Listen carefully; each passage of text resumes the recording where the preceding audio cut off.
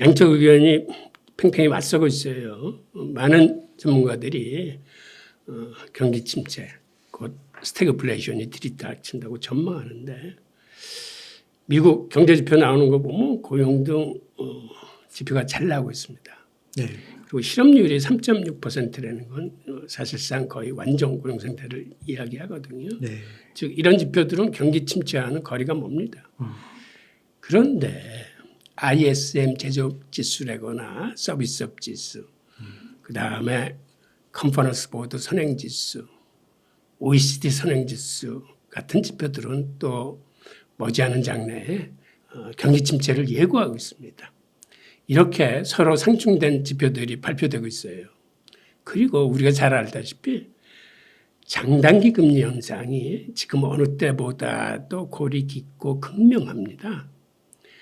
그러니까 경제학의 잣대를 갖고 들이대도 현재는 호황인데 경기 침체가 곧 올 것이라는 지우들 동안 명확합니다. 그럼에도 투자자 여러분들이 헷갈리는 가장 큰 이유 중에 하나가 주식 등 자산시장 회복세가 아주 꿋꿋해서 많은 사람들이 헷갈리고 있어요. 게다가 미국의 경우 그 7개 빅테크의 실적도 좋습니다. 네. 그러다 보니까 이게 지금 유동성 장세인지 실적 장세인지 헷갈릴 정도고, 그리고 또한 우리가 간과해서 안 되는 거지 지금 시중의 유동성이 아주 풍부합니다. 대형 상업은행권만 해도 초과 진급 준비금이 한 3조 달러 이상, 그 다음에 하루 오버나이트 그 예금의 한 종류인 영래포도 2조 5천억 달러 가까이. 그러니까 대형 상업은행권의 여유자금이 한 5조 5천억 달러 정도 있어요. 네. 그리고 민간 분야도 지금 자금이 굉장히 많습니다. 단기 자금이 쏠리는 MMF 쪽에만 지금 5조 5천억 달러가 부유하고 있거든요. 네. 게다가 블랙록 같은 그 세계 최대 자산운용사의 운영 자금이 자그마치 한 9조 달러 정도 돼요. 이 정도로 시장에는 아직 풍부한 유동성이 있어요. 그래서 지금의 장세를 이끄는 게 이런 유동성 장세에 더해서 그 다음에 일부 빅테크들의 실적 장세가 이제 가미된 시장으로 보고 있거든요. 그러니까 이러한 현상을 굳이 기존의 경제학 이론으로 재단하자면 현재는 호황이지만 경기 침체가 머지않아 들이닥칠 거다라는 이런 지표들이 상존하고 있고, 또 한편으로는 기존의 경제학 이론으로는 잘 설명되거나 이해되지 않는 게 이러한 현상이 그동안 MMT, 즉 현대통화 이론이라고 주장했던 이런 이론들이 어느 정도 시장에서 먹히고 있지 않나 하는 진단 또한 있습니다. 그러니까 지금 어떻게 보면 현재의 경제 현황이 기존의 경제 이론과 MMT 이론 간의 어떤 힘겨루기 양상이라고도 볼 수 있기 때문에 한번 좀 지켜봐야 될 그런 상황인 것 같아요. 그러니까 지금은 어떻게 섣불리 어느 한쪽 기존 경제학이 맞냐, MMT가 맞냐 이렇게 판단할 수가 없는 시기라고 볼 수가 있겠군요. 교수님도 과거에 이런 현상을 보셨었나요? 처음 보시는? 이거 처음 보는 현상. 그러세요? 정말 처음 보는 현상. 그러니까 이 정도면 뭔가 터져야 되는 건데 문제가 있고. 맞아요. 그러니까 이게 지금 많은 사람들이 헷갈리는 거죠. 그 전문가들은 계속 경기 침체가 오겠다고 그러는데 시장은 생각보다는 지금 힘이 좋거든요. 네. 그래서 이거를 기존 경제학 이론으로 명쾌하게 설명하기에는 헷갈리는 구석들입니다. 그렇군요. 그러니까 그 여러 미디어에서 미국의 부채나 뭐 경제 위기의 골이 지금 이렇게 골마가고 있다 이런 식으로 표현을 하는데, 또 어떤 분들은 터져도 그냥 돈으로 메꾸면 또 그만이다라고 이야기를 하더라고요. 그래서 교수님은 어떻게 생각하시는지 궁금합니다. 그러한 이야기에는 사실 저는 일본 경제를 네. 말씀드리고 싶은데 사실 지금의 일본 경제는 미국 경제에 몰모습니다. 그러니까 일본이 실험 시장이에요. 실험주의. 예. 미국에 지금 부채가 많다고 난리인데 미국의 부채 수준이 GDP의 한 123%를 약간 상회하거든요. 네. 그러니까 많긴 많아요. 그런데 일본은 이거보다 훨씬 더 많아요. 지금 일본의 부채 수준은 거의 세계 최고입니다. 그러니까 베네수엘라 같이 이렇게 심하게 망가진 나라를 제외하면은 일본이 지금 세계 최고인데 한 260% 정도 돼요. 일본이. 그러니까 미국의 2배 이상이거든요. 그런데 일본이 희한하게 잘 버티고 있어요. 그거는 돈을 그렇게 많이 풀어도 저게 버텨나가는구나. 그리고 돈을 저렇게 많이 풀었을 적에 일본 시장의 변화를 보고 미국이 미리 공부를 한다고 할까? 실험 시장으로 하는 거죠. 네. 일본의 그 통화 정책이나 재정 정책 이런 걸 보면서 돈이 저렇게 풀렸을 적에 그런 유동성 흐름이나 각 경제 각 파트에 주는 영향이 어떤지를 아마 세심히 관찰하고 있겠죠. 그래서 이런 걸로 미뤄봐서 미국도 상당 기간 잘 버텨낼 가능성이 있어요. 그런데 또 이것도 기존 경제학의 잣대로 보면 밀턴 프리드만이 얘기한 인플레이션은 언제 어디서나 화폐적 현상이다라고 하고 즉 이야기는 이렇게 화폐 통화 발행이 많거나 화폐 교란이 심하면 일이 터진다는 얘기거든. 그러니까 이것도 아까 좀 전에 말씀드린 어떤 현대 경제학에 있어서 통화주의 이론하고 그다음에 최근에 나왔던 MMT 이론하고 어떤 현실 시장에 있어서 지금 힘겨루기를 한다고 그럴 거예요. 그러니까 어느 쪽 이론이 맞는지는 조금 더 두고 봐야겠죠. 그렇군요. 그러면은 먼저 좀 여쭤보면은 이런 상황 속에서 만약에 투자 포트폴리오를 꾸린다고 한다면 뭐 어느 한쪽에 이렇게 걸기보다는 자산 배분을 하고 이렇게 가는 게 좋다고 보시나요? 네, 저는 그렇게 보고 있어요. 저는 지금 상황이 좋더라도 그 언제 어디서 어떻게 무슨 일이 터질지 모르는 상황이기 때문에 즉 그 이유는 인플레이션을 잡기 위해서 고금리 기조를 오래 지속하다 보면 그 어떤 문제는 점점 골마 터지면서 발생하게 돼 있습니다. 어떤 부실 기업들이 나중에 폭발하면서 실업률이 증가할 수도 있고 심지어는 파생 상품에서 문제가 생길 수도 있고 그렇기 때문에 일단 시장이 좋기 때문에 시장에서 발을 빼서는 안 될 것 같아요. 그러니까 한 발은 담고 한 발은 만일의 사태를 위해서 현금을 확보하는 이러한 전략이 괜찮은 것 같아요. 아, 그렇군요. 그러면 교수님 또 좀 이슈가 되는 미중 갈등에 대해서 또 한번 질문을 드리고 싶은데 디리스킹 얘기가 나오면서 미국과 중국이 좀 화해 무드를 형성하는 것 같다라고 이야기를 하는데 또 어떤 분들은 겉모습만 그렇고 속사정은 또 그렇지 않다라고 보시는데 어떻게 보시나요? 저는 이 디리스킹은 위험만 관리하겠다는 거 아닙니까? 그러니까 미국의 패권에 도전하는 어떤 기술이거나 어떤 그 안보 측면의 것들은 엄격히 관리를 하되 통상관계나 경제협력관계는 이제는 정상화시키겠다라는 의지가 담겨 있다고 봐요. 근데 그 이유가 우선 디리스킹이 나온 배경부터 좀 살펴봐야 될 텐데요. 이게 그 제가 보기에는 유럽의 반발로부터 시작됐습니다. 우선 유럽 집행위원장이 올 1월 다바스 포럼에서 어떤 얘기를 했냐면 그 미국의 인플레이션 감축법 IRA에 대응해서 즉 반발해서 만든 게 유럽의 탄소 중립 산업법이거든요. 그러니까는 미국이 IRA를 만들면서 자국 기업들만 편파적으로 이렇게 지원을 하고 유럽 기업들이나 다른 우방 기업들을 다 쳐냈거든. 그러니까 유럽이 반발했어요. 예. 그래? 그러면 니네도 당해봐. 해서 거기서 탄소 중립법이 그 IAEA에 사실은 대응하기 위해서 만든 건데, 그리고 그걸 설명하는 과정에서 유럽은 이제 미국과 다른 중국의 접근 방식을 택하겠다. 네. 위험 관리만을 하는 수준에서 디커플링은 안 하겠다라는 얘기가 나왔거든요. 그러니까 디리스킹의 개념이 그때 등장을 한 거예요.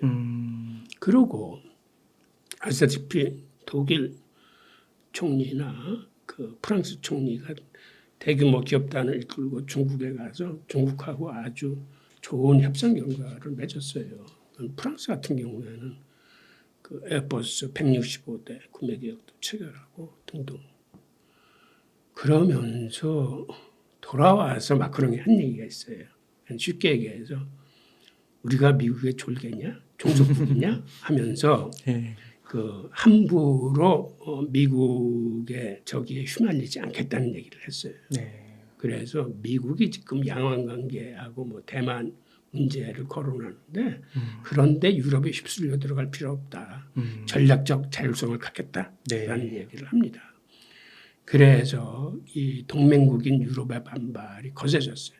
사실 그 이전에 트럼프 시대부터 미국의 자국 우선주의, 자국 지상주의를 외치면서 유럽을 쉽게 생각하고 유럽의 반발을 산 사례들이 많아요. 그런 것들이 이제 누적돼 왔을 뿐만 아니라 게다가 미국 내부에서 반발이 잇따랐습니다. 우선 헨리 키신저 같은 사람은 중국하고 이렇게 가다가는 3차 대전 난다. 이렇게 가서는 안 된다라고 얘기를 했고, 그다음에 레리 서머스 전 재무장관도 지금과 같은 이러한 거는 위험하다. 그리고 현직 장관인 제니 델렌마도 디커플링은 이거는 재난을 불러올 수 있다.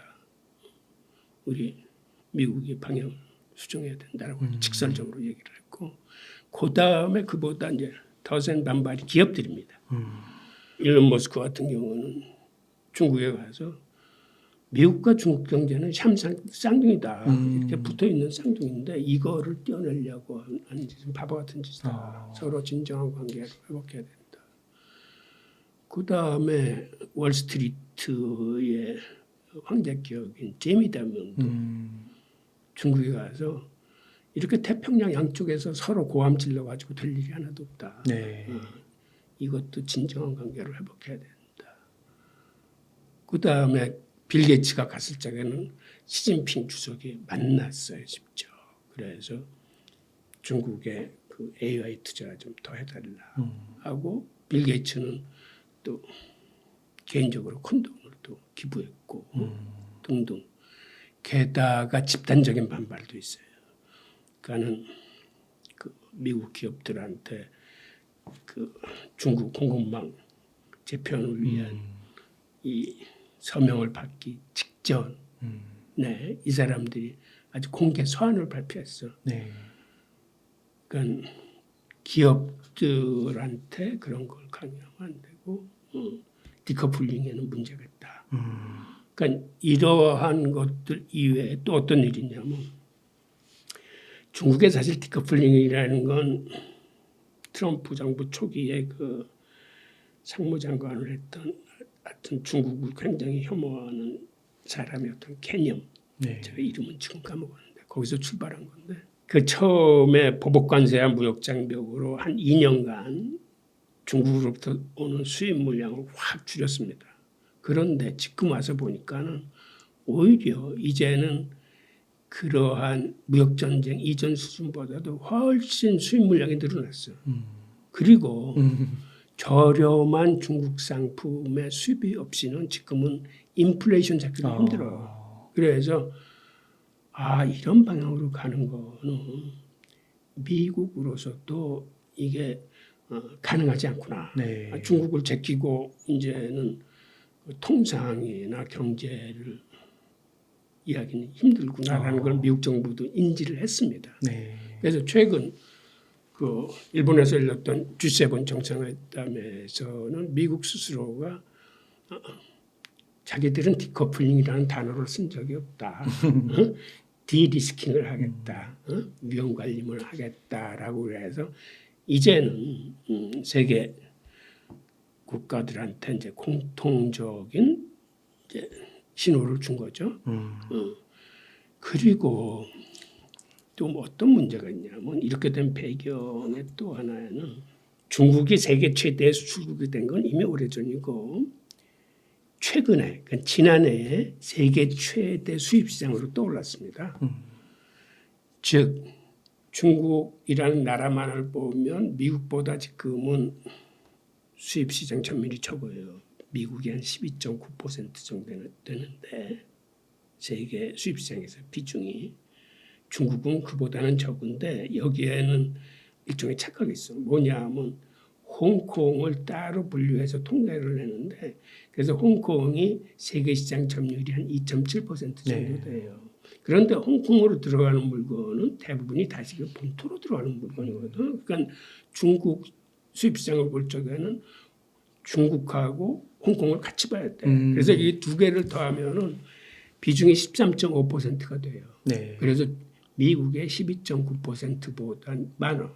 그래서 지금 세계 최대 수입 시장이 중국이야. 그러다 보니까 어떤 일이 벌어지냐면 2020년 기준으로 중국을 세계 최대 교육국으로 하는 나라의 숫자가 140개국이야. 네. 세계 전체 국가 수가 한 195개 정도 되거든요. 와. 네. 그 중에 140개국이 중국하고 통상관계, 경제관계가 제일 커. 미국을 최대 교육 대상국으로 하는 나라는 30개뿐이 안 돼요. 그러니까 이제는 각 국가들이 국제 정치 관계 어떤 역학 관계보다는 자국이 먹고 살기에 더 중요한 통상이나 경제 문제를 놓고 볼 적에는 미국의 말을 듣는 게 아니라 와. 정경분리 원칙을 내세우고 실용주의를 채택기를 해요. 네. 그러니까 이제는 미국의 줄 세우기가 옛날처럼 되지를 않아. 와. 네. 그러니까 이러한 여러 가지 요인 때문에 미국 정부도 이제는 인지를 하는 거야.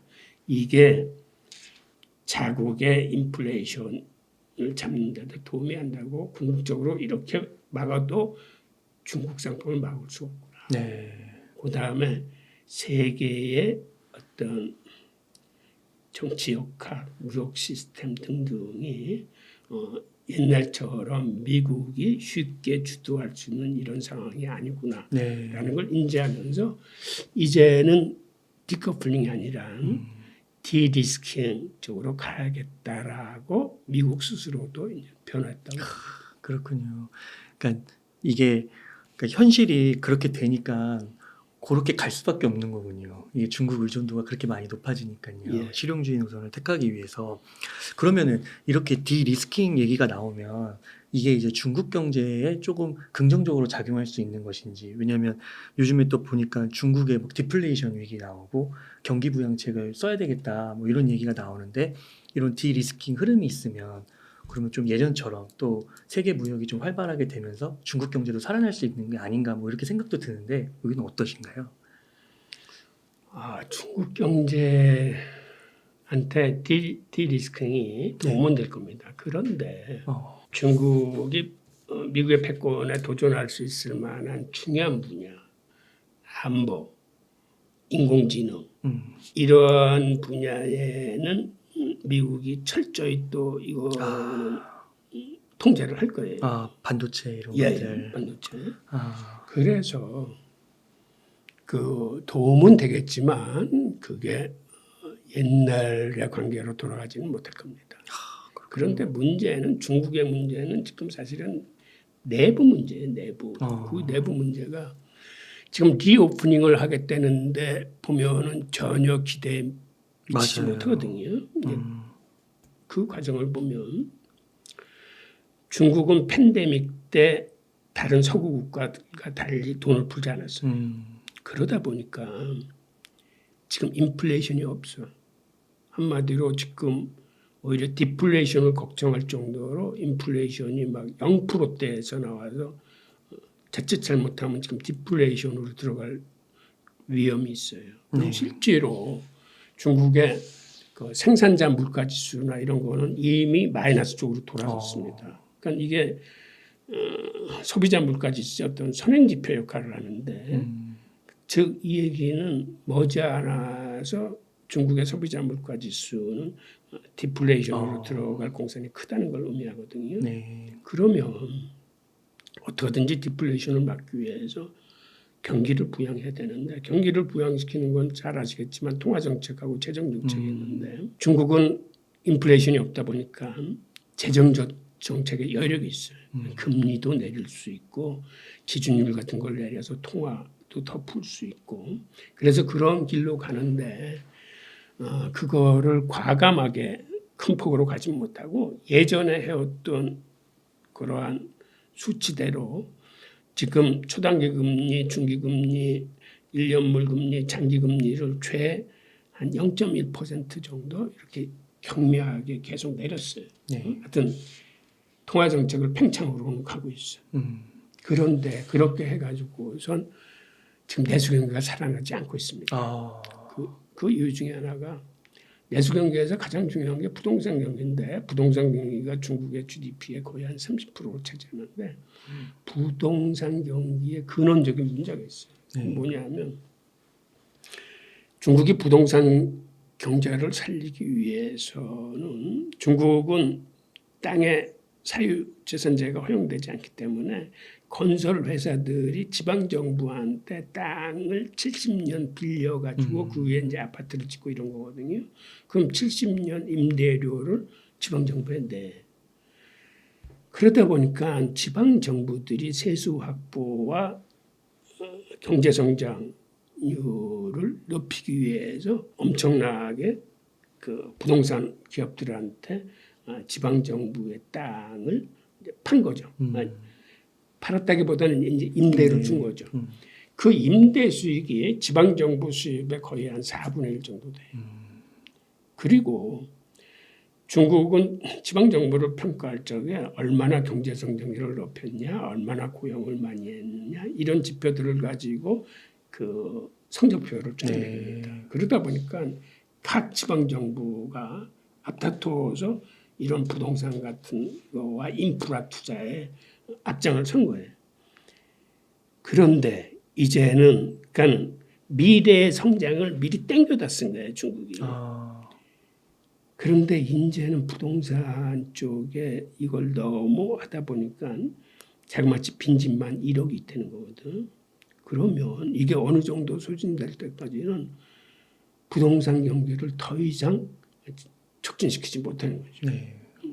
그러다 보니까 지방정부의 부채 문제가 노골화되고 지방정부의 세수가 줄어들면서 이런 문제들의 누적을 중앙정부가 이제 어떻게 해결해야 할지 이런 문제에 봉착하게 되는데 통계상으로는 지방정부 부채가 그렇게 많지 않습니다. 그런데 지방정부가 갖고 있는 산하기관의 인프라 투자기관들이 있어요.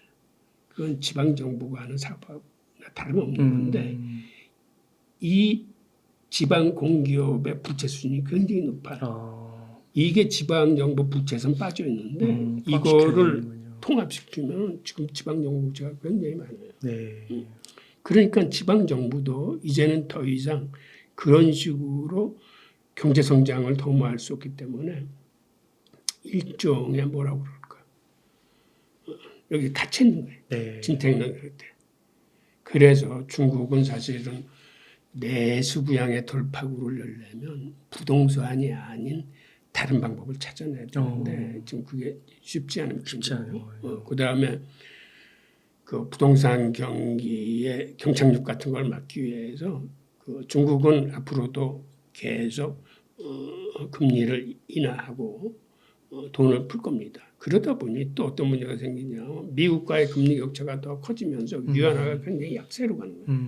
위안화가 약세로 가면 수출 증가 효과는 있는데 자본 유출 문제가 생기면서 돈이 빠져나가고 하니까 중국이 환율 방어를 해야 돼. 그래서 저번에 7.25 위안 넘어섰을 때 이제 환율 방어를 했거든요. 환율 방어를 한다는 얘기는 자기들의 외환 보유고에서 갖고 있는 미국 부채를 팔아서 달러를 마련한 다음에 그 달러로 외환 시장에서 자국 통화를 사들이는 거거든요.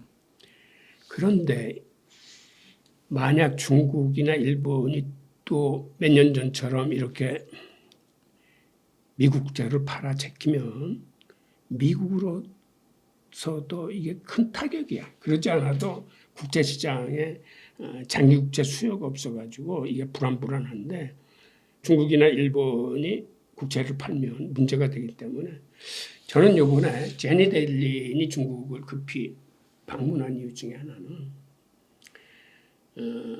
아마 그러한 요인도 있을 거예요.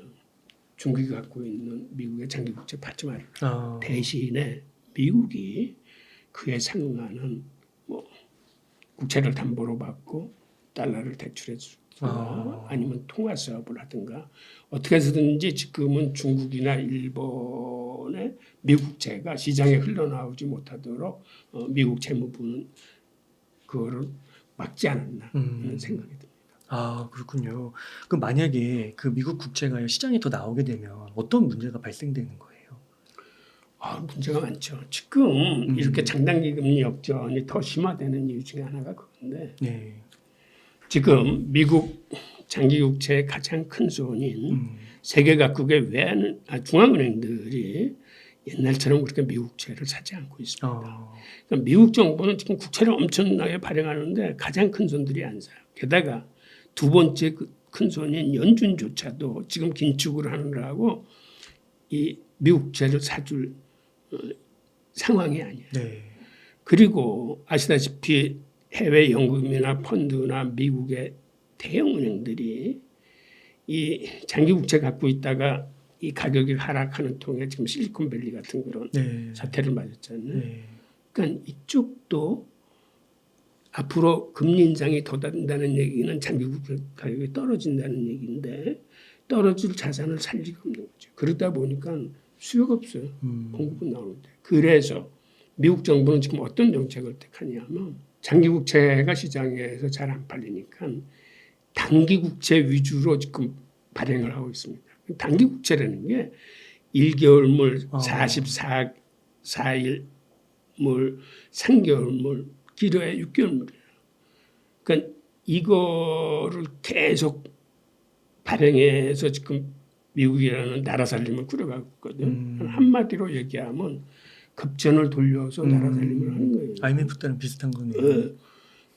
그리고 우선 작년 계획만 하더라도 미국 정부가 발표할 적에 시장에서 맥히는 단기 채권을 한 60% 정도 발행하고 중장기 채권을 한 40% 발행하겠다는데 이게 벌써 작년 얘기야. 네. 지금 올해는 그 비중이 어느 정도 바뀌었는지는 모르겠지만 지금도 대부분 단기 국채 위주로 발행을 해요. 그런데 단기 국채는 시장에서 어느 정도 수요가 있는 이유가 시장에 영래포 시장의 단기 자금이 한 2조 5천억 달러 있고 그다음에 MMF 시장의 단기 자금이 한 5조 5천억 달러 있어요. 그러니까 이거는 어느 정도 시장에서 소화가 돼. 근데 장기 국채 쪽은 수요가 없기 때문에 미국이 인위적으로 팍 줄여놓은 거예요. 공급량을. 그래서 10년물 국채가 더 이상 떨어지지 않도록 공급을 줄였기 때문에 어떻게 보면 이게 인위적인 개입이에요. 그래서 이렇게 인위적인 개입에 의해서 금리를 관리할 수뿐이 없는 처지가 사실은 어떻게 보면 이게 위험한 거예요. 그러니까 10년물짜리를 보통 시중금리의 대표 금리를 보는데 10년물 금리가 만약 이게 앞으로 기준금리의 상승 또는 다른 이유로 인해서 이게 금리가 뛰면 즉 가격이 더 국채 가격이 더 폭락하면 생각보다는 여러 문제들이 대표적인 게 SBB 은행 사태처럼 곳곳에서 터지기 시작할 수 있다는. 아니 그거를 열거하자면 굉장히 많은데 마찬 지금 말씀하신 대로 금융권 부실이 지금 더 더해져서 금융권에 문제가 생길 가능성이 가장 크고 그 다음에 10년물 시중금리는 모기지 금리하고 이야기 직결돼 있습니다. 왜 그러냐면 모기지는 30년 만기 금리인데 미국 사람들이 보통 10년마다 모기지 금리를 갈아타.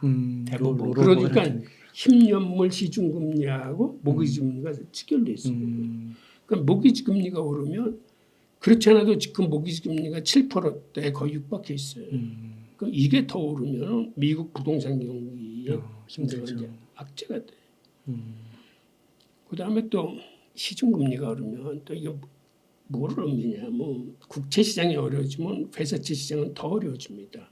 지금도 이미 그런 현상이 있는데 단기 국채 금리가 3개월만 이런 게 지금 막 5.3%까지 가요. 네. 그런데 우량 회사채 금리는 이게 안 돼. 더 높아야 되는 거죠. 네, 더 높아야 되는데 그러니까 사람들이 정부가 보장하는 국채를 사지 우량 회사채라도 금리가 안 사니까 이 우량 회사채를 안 사거든.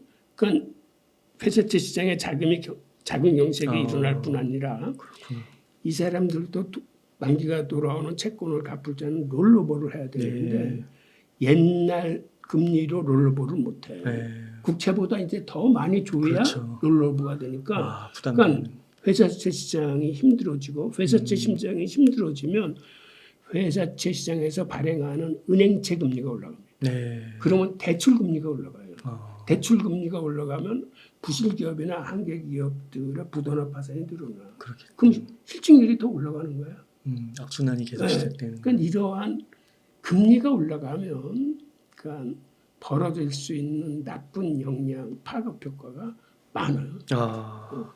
그래서 이제 미국의 제니 델런이 중국 가서 이제 말씀해주신 그런 방안, 뭐 채권을 담보로 다른 방안을 구상해 보자. 아마 그랬을 거예요. 그걸 발표는 안 나오는데 제가 보기에는 그게 가장 큰 요인이에요. 그러니까 미국 국채 시장을 보여야 되는데 국채는 재무부서관 아닙니까? 그러니까 이것을 아마 어떤 통화 수합이나 같은 뭔가 좀 그런 거를 진행하지 않았을까 하는 생각이 듭니다. 네. 그러면은 그 중국과 또 연관되어 있는 게 결국 우리나라 경제일 것 같은데 우리나라는 그런 좀 중국의 안 좋은 현재 상황 그런 상황 속에서 우리나라 경제는 좀 괜찮을까요? 괜찮지 않죠. 우리나라에 그래도 무역 비중이 가장 높은 나라가 중국입니다. 그래도 아직까지도 거의 한 20% 정도 돼요. 중국은.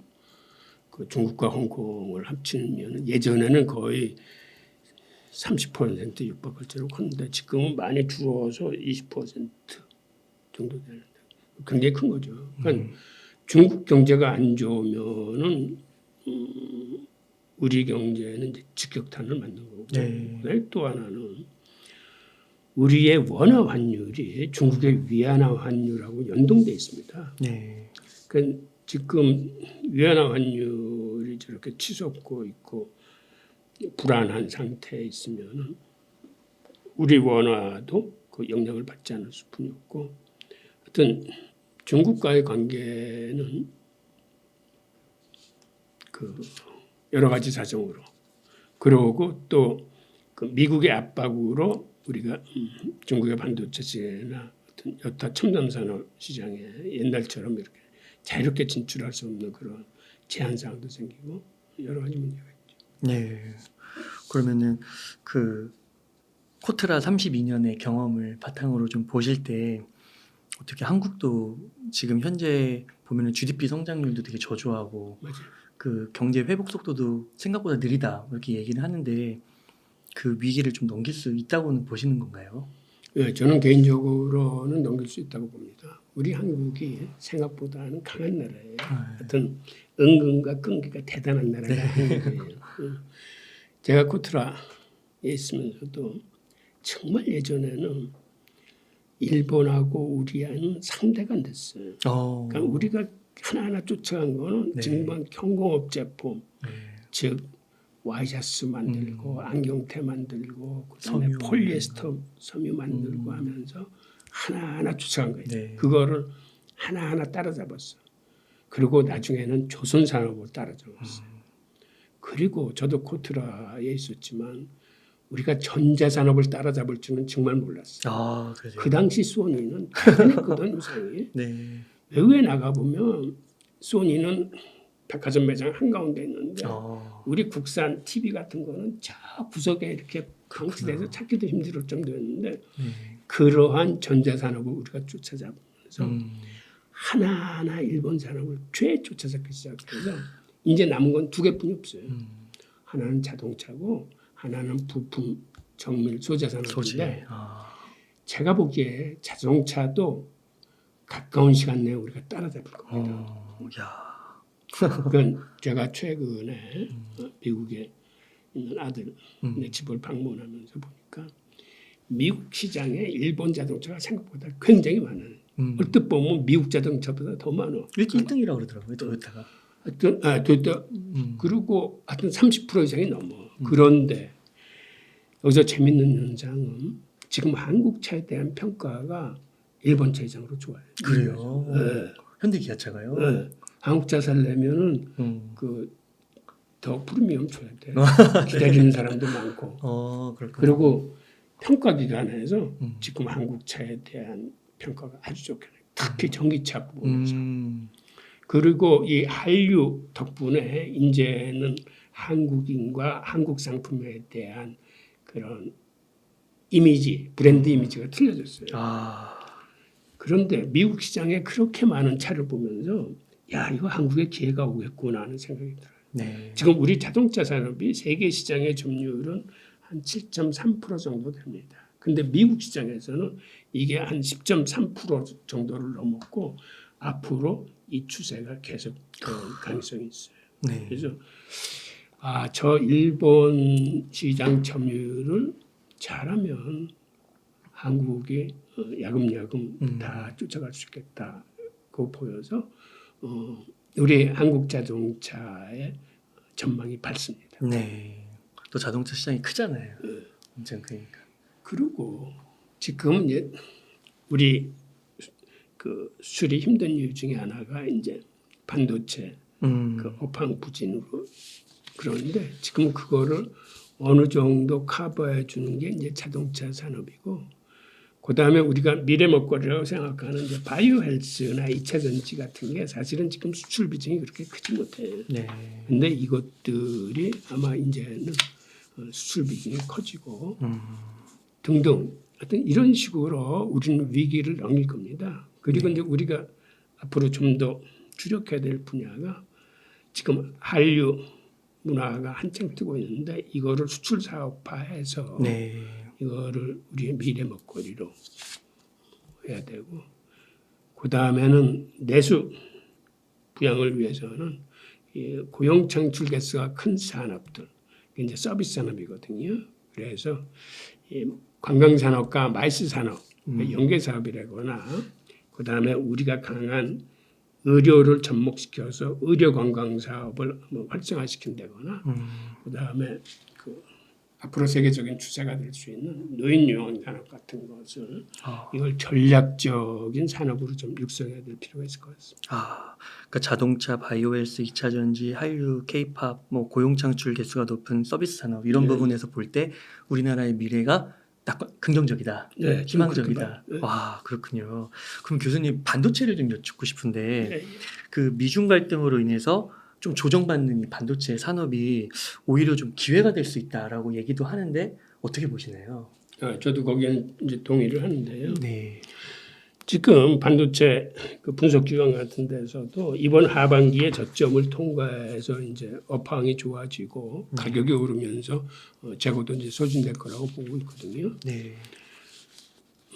저도 이제 그러기를 바라고 또 하나는 최근에 인공지능 기술하고 챗 GPT가 막 뜨고 있지 않습니까? 네. 그래서 이제 GPU 가격이 그렇게 맞아요. 많이 오르고 그래서 지금은 GPU나 CPU 같은 시스템 반도체 쪽이 강하고 실제로 세계 반도체 업계를 주도하고 있는 건 이런 시스템 반도체인데 그 비중을 보면은 지금 시스템 반도체가 한 7이라면은 메모리 반도체 쪽이 한 3 정도 되는 것 같은데 다행히 메모리 반도체의 최대 강국은 한국입니다. 네. 그래서 근데 여태까지는 어떤 시각이 있었냐면 이 시스템 반도체는 이건 아주 고부가가치를 얻는 첨단 기술이고 D램은 한마디로 인건비 따먹는 그러한 거 아니냐는 시각이 있었는데 이제 이게 바뀌고 있어요. 무슨 얘기냐면 인공지능이든 챗GPT든 시스템 반도체가 있어야 하는 건 맞아요. 그런데 이런 걸 하기 위해서는 막대한 데이터가 필요한데 그 막대한 데이터를 저장할 수 있는 클라우드 산업이나 데이터 센터에는 또 꼭 필요한 게 이 메모리 반도체. 아, 그렇구나. 그러니까 이 첨단 기술이나 인공지능 챗GPT에 GPU만 필요한 게 아니고 그 이상으로 필요한 게 이제는 D램과 랜드입니까. 네. 그러니까 평가가 옛날의 D램이 아니고 그렇군요. 이제는 수요가 훨씬 더 늘고 그 평가 자체가 틀려질 거다 해서 지금 40년 동안 반도체 역사를 보면 반도체 성장이 한 연 10% 정도씩 됐답니다. 근데 앞으로는 이 성장률이 더 높아질 거예요. 그래요? 네. 그럼 반도체는 이 인공지능 기술과 뭐 자율주행 뭐 이런 게 나오면서 이제 성장 산업이에요. 그래서 이 반도체 가격이 4년 주기로 이렇게 등락을 거듭했는데 앞으로는 이게 좀 더 우리한테는 긍정적인 방향으로 변화될 가능성이.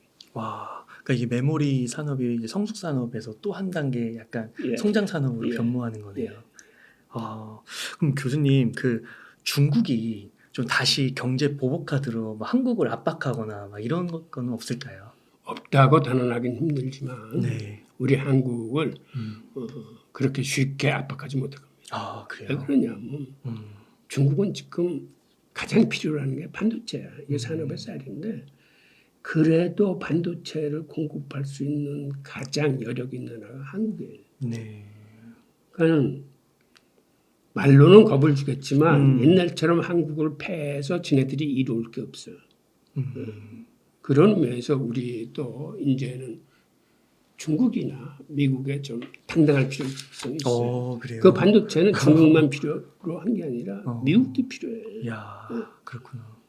그리고 뭐 미국이 뭐 중국이 마이크론 제재하면 그 빈자리에 한국 반도체 들어가지 마라 뭐 이렇게 뭐 하는 모양인데 그것도 일종의 웃기는 소리인 게 뭐냐면 마이크론 자체가 이렇게 중국으로부터 핍박을 당하고 제재를 당하는데도 마이크론조차 시안에 8천억 달러를 추가 투자하겠다고 발표했어요. 어쩔 수 없는 거군요. 네. 그런데 자기 나라 기업은 컨트롤 못하면서 우리 보고 중국에 더 투자하지 말라고 하는 건 말이 안 되는 거죠. 네. 그리고 미국 기업들이 이제 정부 말 잘 안 들어. 그러니까 그래서 미국 기업들이 디커플링하지 말자는 거예요. 통상화 경제는 이거 정부 이제 간섭하지 마라. 네. 그러니까 결국은 우리는 미국이 그렇게 강하게 디커플링으로 보니까 앞에 서서 오히려 대만 문제도 걸어놓으면서 중국과 막 싸우고 뒤를 돌아다 보니까 이제는 미국과 중국이 악수하는 형국이 된 거예요. 그러니까 우리만 벌쭘해진 거예요.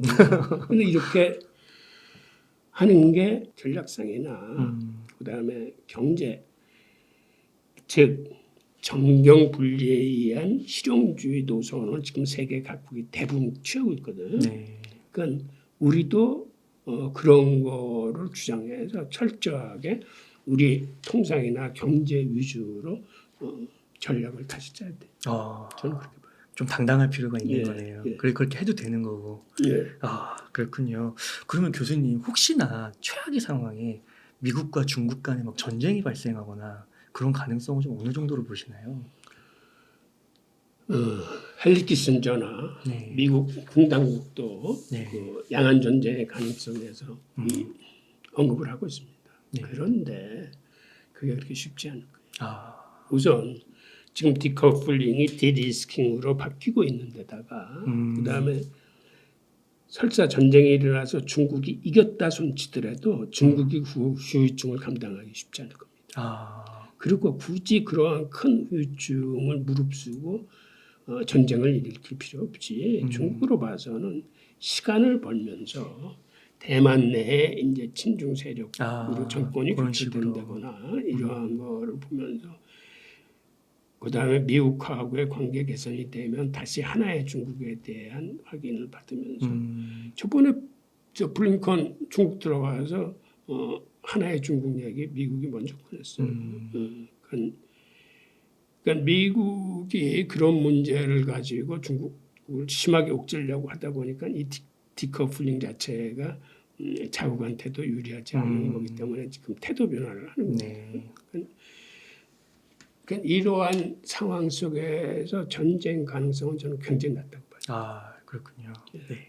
최근에 그 비트코인이 좀 뜨거운 것 같습니다. 최근의 현상들을 들여다보면 블랙록이 현물 ETF를 신청한 거는 이거는 좀 예사롭지 않습니다. 그 이유는 블랙록의 위상이 사실은 대단해요. 블랙록의 지금 운용자산 규모가 9조 달러 정도 되는데 이 얘기는 연준의 자산 규모가 지금 한 9조 2천억. 아, 진짜요? 연준하고 똑같네. 비슷해. 일경이 넘는. 와. 그러니까 이러한 거대한 그 와. 금융기관이 신청을 했다는 게 어떤 상징적인 의미가 있고 게다가 여태까지 블랙록이 576건의 상품을 신청해서 거절된 건 단 한 건뿐이 없어요. 그러니까 99.9% 블랙록이 신청하면 다 승인이 된 거예요. 네. 그런데 문제는 이번 거는 비트코인이야. 그래서 지금 미국 정부의 고민도 클 거예요. 근데 여태까지 SEC가 그거를 다 거부했을 때에 내세운 요인이 뭐냐면 이거 잘못하면 사기나 시세 조작에 휘말릴 수 있다라는 게 거절사였거든. 네. 그런데 블랙록이 그런 걸 막기 위해서 SEC하고 감시 공유 계약을 체결하겠다. 그래서 이걸 시스템적으로 막겠다고 그랬어. 그러다 보니까 미국 정부가 이제 거절할 명분이 줄어든 거예요. 그리고 블랙록이 신청했다는 얘기를 듣고 옛날에 퇴짜 맞았던 기업 6개 정도가 또 저에 달라붙어서 재신청을 했어요. 그런데 이게 사실 쉽게 예단하기는 힘듭니다. 왜 그러냐면 미국 정부로서는 암호화폐를 긍정적으로 허용한다는 게 이게 아직까지 힘들어. 그리고 사실은 원래 그 순서대로 하자면 정상적인 순서라면 현물 ETF가 먼저 나오고 이거를 해칭하기 위한 선물 ETF가 먼저 나중에 나와야 돼. 그런데 지금 선물 ETF는 먼저 나왔잖아요. 레버리지도 나왔더라고요. 네. 그러니까 이거는 사실은 온당치 못한 순수하지 못한 차원에서 이게 먼저 나온 거예요. 즉 선물 시장의 웹도덕 현상을 이용해서 이건 현물 ETF 가격을 낚아챌 때 주로 알은데. 아니 원래는 선물 시장은 건 현물 시장을 해칭하기 위한 수단인데 이걸 만들어 놓고 현물은 계속 바꿔놓는 이유는 정상적인 통화나 상품이나로 봐줄 수 없다. 그리고 이거를 키울 생각이 전혀 없다. 이걸 막긴 막아야 되는데 아직까지 제대로 된 입법도 안 돼 있고 어떻게 막아야 될지도 제대로 모르겠고 하니까는 일종의 정부가 이제 여러 가지 이제 억지를 부리는데 그런 의미에서 블랙록이 이번에 신청했다는 거는 한번 추이를 계속 관찰할 필요가 있고 또 하나 요인은 제롬 파월이 최근에 미국 의회에 가서 이야기하는 과정에 암호화폐가 이제는 화폐로서의 지위를 가진 것 같다라는 그 통화의 가능성을 언급을 했습니다. 네. 즉 연준조차도 이제는 가상자산을 통화의 성격으로 이제 바라보기 시작했다는 거. 또 하나는 최근에 주요한 요인 중에 하나가 월가의 거물들이 비트코인 생태계에 참여하기 시작했는데 이게 무슨 얘기냐면 EDX라는 그 암호화폐 거래소를 지금 만들었습니다. 이걸 누가 만들었냐면 헤지펀드의 제한격인 시타텔, 뮤추얼 펀드 자산운용사의 대장격인 피델리티, 그다음에 미국에서 가장 큰 증권사의 하나인 찰스 수약 등 이런 거물들이 연합해서 만들었어요. 그런데 지금 사실은 SEC가 기존의 거래소인 바이낸스나 코인베이스를 다 증권법 위반으로 소송을 제기하고 있는 상태에서 이 친구들이 한 1년 전부터 추진해가지고 6월 달에 이걸 출범시킨 거거든요. 그러니까 이것도 의미가 있어요. 그리고 최근에 리플이 일부 승소 판결을 받았잖아요. 네. 근데 리플은 사실은 송금에 특화되기 위해서 탄생한 암호화폐예요. 근데 이게 왜 중요한 의미를 갖냐면 지금 송금 시스템을 보면 스위프트 시스템을 통해서 각국의 은행들이 송금하는 게 한 6단계 정도의 단계를 거치면서 이 수수료도 금액에 과다에 따라서 차이는 있지만 한 8%에서 23%까지 높습니다. 그런데 아마 내년서부터 중국의 인민은행 디지털 화폐가 본격적으로 쓰이게 되면, 즉 CBDC로 송금을 하게 되면 이게 단계가 반으로 줄어들 뿐만 아니라 송금 수수료가 5% 이내로 확 싸져요. 게다가 지금같이 달러를 베이스로 한 스테이블 코인이나 리플 같은 걸로 송금하게 되면 이제는 수수료가 거의 없습니다. 그 정도예요. 네. 그러니까 예를 들어서 미국에 있는 자녀한테 그 돈을 보낼 때 기존 은행을 해서 보내면 수수료도 비쌀 뿐만 아니라 확인하는데 2, 3일이 걸려. 돈 붙였는데 받았냐? 막 이렇게 전해야 되는데 리플 같은 걸로 송금하면 수수료도 은행을 통하지 않고 일단은 이쪽에 전자지급해서 저쪽에 정자지급으로 쏴주는데 확인도 즉시 확인돼. 현장에서. 그리고 수수료도 저렴할 뿐만 아니라. 그럼 앞으로 자본의 속속상 자본이 어느 쪽으로 흘러가겠습니까? 그러니까 송금이 싼 쪽으로. 그렇죠. 사실은 미국 은행권에서도 이를 위해서 JP모건 같은 경우가 이미 4년 전에 JPN 코인이라는 걸 만들었어요. 송금에 쓰려고. 그래서 세계 주요 은행들이 이 시스템에 지금 많이 가입을 했습니다.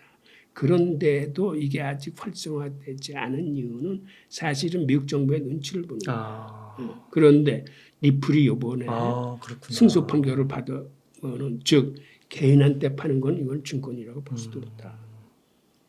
그러면 앞으로 이제 개인들은 리플을 쓰는 게 이제 합법화될 겁니다. 그럼 이게 합법화돼서 만약 큰 자금이 움직일 적에는 정부에서 그 추적을 하려고 들겠지만 웬만한 이 작은 자금 같은 건 자유롭게 송금이 되면 일단은 은행의 송금 시스템이 무력화되는 거죠.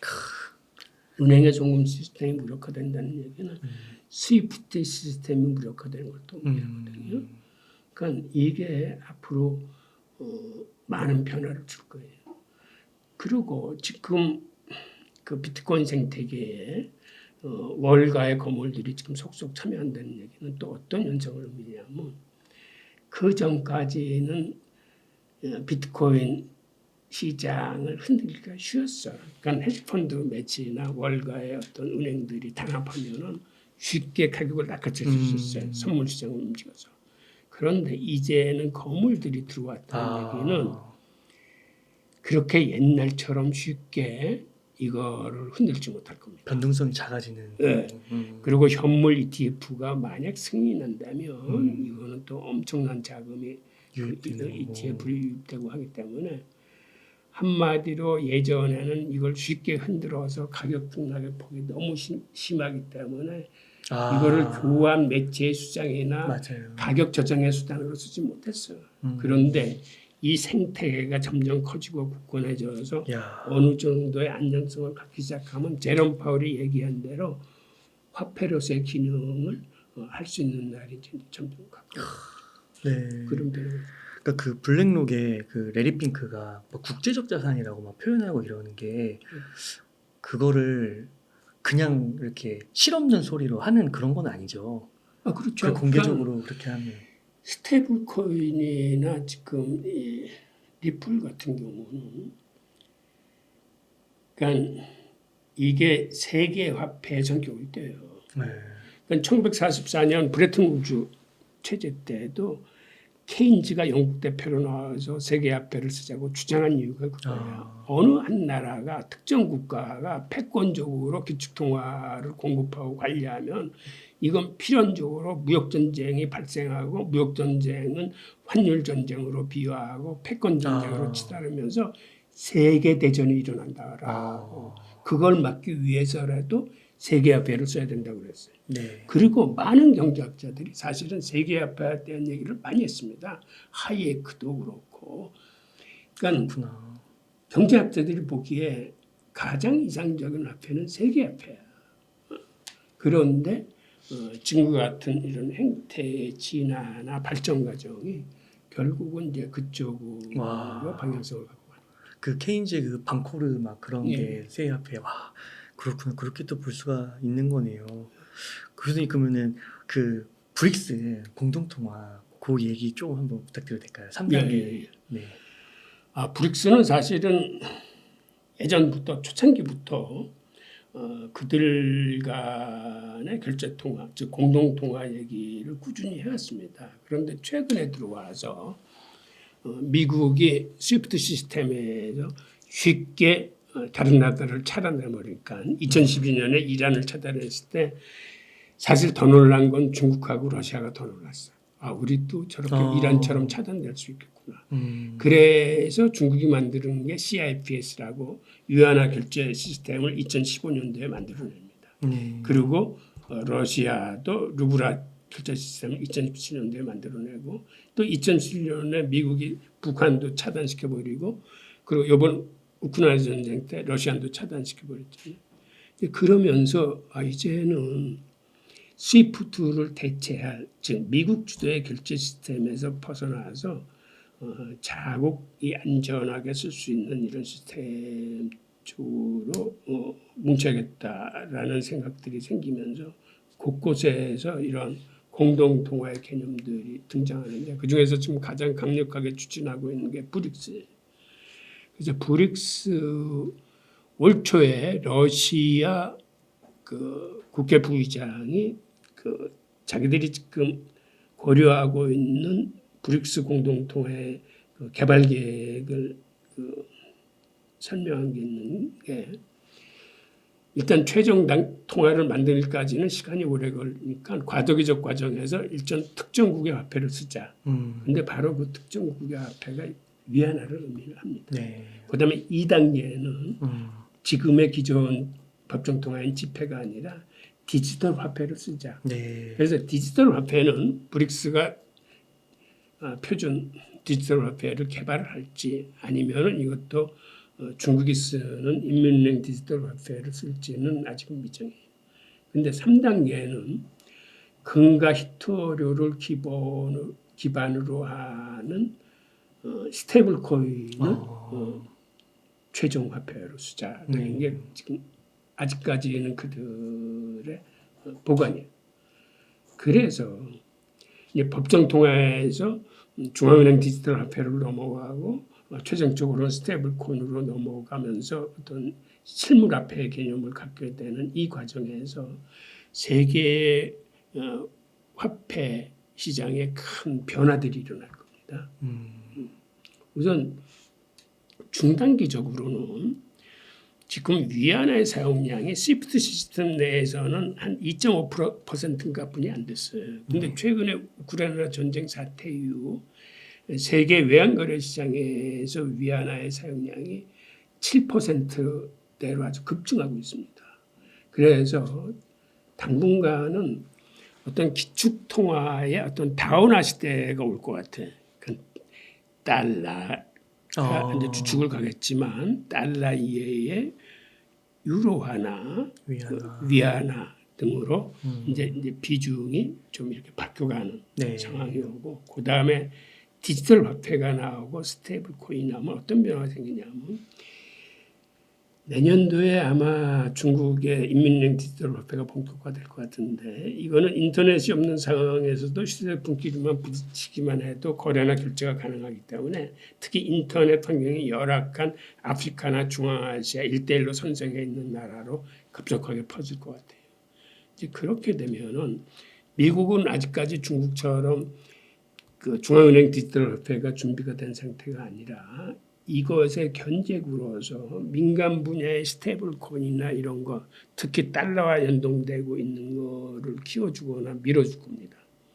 그래서 중앙은행 그 중국의 디지털 화폐가 그 맹위를 떨치지 못하도록 하여튼 뭐 송금 쪽에서는 JPM 코인을 밀어줄 수도 있고 그 USDC의 달러와 연동된 스테이블 코인을 밀어줄 수도 있고 즉 그 스테이블 코인이 작동한다는 얘기는 지금의 달러 시스템이 그대로 작동한다는 얘기거든요. 그렇고 그 다음에는 조금 더 진보를 해서 나중에 브릭스에서 스테이블 코인 그런데 여기에 강점이 이게 금과 희토류로 보장된 실물화폐라는 거기 때문에 달러와 같은 신용화폐는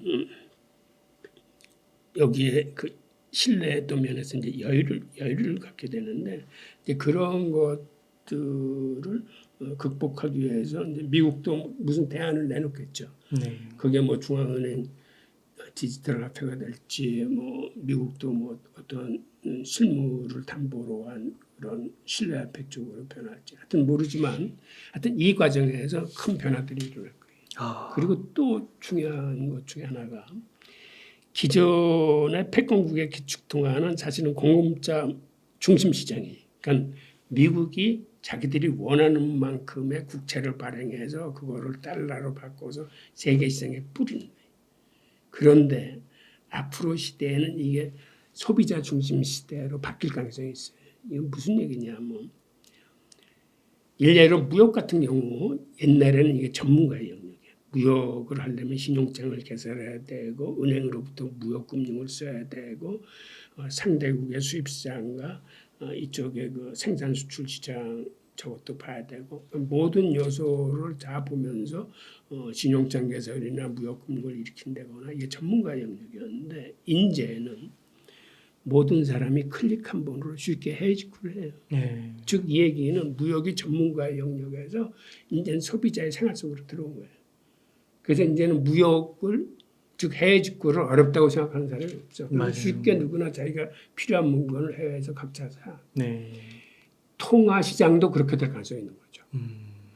아직까지는 외환 거래는 이게 전문가 영역이야. 거기에 뭐 캐시 증급이나 뭐 유지증금도 많고 이 시세의 변화나 이런 것도 알고 이거를 하려면은 리스크가 크기 때문에 이쪽은 전문가들이 있었는데 이제 이것도 이러한 화폐의 변화 과정을 거치면서 누구나 클릭 한 번으로 자기가 원하는 통화를 소비자들이 선택해서 쓸 수 있는 시대가 와요. 네. 그렇게 되면 패권국의 일방적인 공급이 아닌 소비자들이 선택하는 통화가 강세 통화가 되고 이제 그렇게 굴러갈 수 있는 거죠. 네. 와, 이거 화폐 혁명인데요, 과연. 교수님 그러면 이런 화폐의 혁명 과정에 있다고 보이는 것 같은데 이런 게 이제 암호화폐나 이런 현상들이 여기에 영향을 미친다 이렇게 좀 볼 수가 있는 걸까요? 아니, 그거는 저는 이렇게 봅니다. 네. 일단 중앙은행 디지털 화폐가 나온다는 건 이건 화폐 개혁을 수반하는 거예요. 네. 왜 그러냐면 이제 디지털 화폐를 쓰려면은 숨겨져 있던 지하 경제 자금이 노출돼야 돼. 즉 디지털 화폐고 바꿔야 돼. 네. 지금 IMF가 추정하는 지하 경제 규모가 세계 경제 한 20% 수준 되거든요. 즉 디지털 화폐를 쓰려면은 결국은 갖고 있는 지폐를 디지털 화폐로 써서 이제 온라인상으로 거래를 해야 되는데 그러면 지하에 숨겨져 있는 그 지하 자금이 많이 양성화되고 밖에 노출되거든요. 그런데 모든 돈은 이렇게 양성화되고 노출될 수 없는 돈들도 많아요. 네. 생각보다. 그러니까 도저히 양성화시키지 못할 사람들은 다른 방법을 찾죠. 그 돈으로 이제 부동산이나 상품 같은 거를 사가지고 이제 간접적으로 네. 양성화시키는 방법이 있고 또 그것조차 안 돼 가지고 추적 불가능하게 비밀리에 운영하는 작업은 이거는 비트코인이나 암호화폐 쪽으로 가야 돼요. 그래서 디지털 화폐 시장이 크는 것과 비례해서 암호화폐 시장도 클 수뿐이 없어요. 적정으로. 네. 지금처럼 지하 경제 규모가 20%는 안 되고 반 이상은 양성화된다 하더라도 하여튼 뭐 5%건 10%건 이 시장도 같이 크는 거예요. 네. 결국 그런 화폐 개혁 과정에서. 와. 그리고 또 하나는 앞으로 메타버스나 웹3나 이런 것들이 이제 점점 발전을 해서 실물 경제에